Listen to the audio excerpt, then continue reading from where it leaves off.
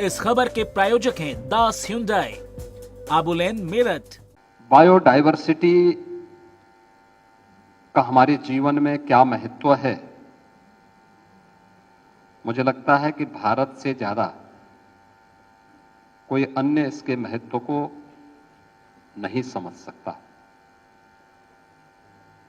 आप याद करिए, जब भी किसी भी सनातन धर्मावलंबी के घर में कोई मांगलिक अनुष्ठान होता है तो शांति पाठ होती है।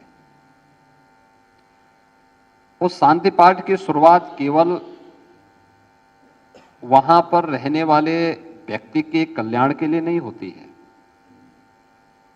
उसकी शुरुआत ही होती है कि द्यो शांति, पृथ्वी शांति, अंतरिक्ष शांति, आपह यानी जल में भी शांति हो, यानी वह संपूर्ण चराचर जगत के कल्याण की कामना के साथ वह मांगलिक अनुष्ठान शुरू होता है।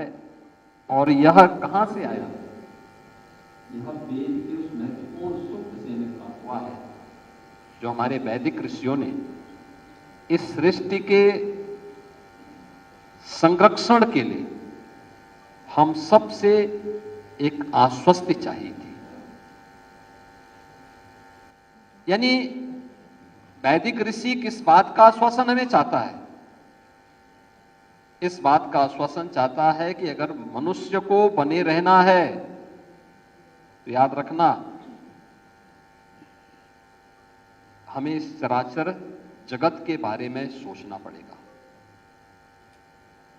केवल मनुष्य के बारे में नहीं, केवल जीवों के बारे में नहीं, केवल जंतुओं के बारे में नहीं, हमें उसकी उस पूरी विविधता के बारे में जिस पर ये जीवन चक्र आधारित है, इन सब के बारे में सोचना पड़ेगा। और इसीलिए तो अथर्ववेद ने कहा है कि धरती हमारी माता है, हम सब इसके पुत्र हैं।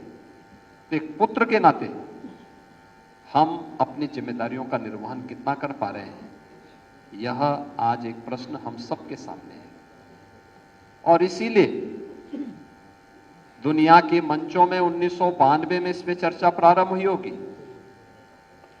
प्रधानमंत्री मोदी जी ने दुनिया को इस बात के लिए आश्वस्त किया कि 2070 तक भारत नेट जीरो के लक्ष्य को प्राप्त करेगा।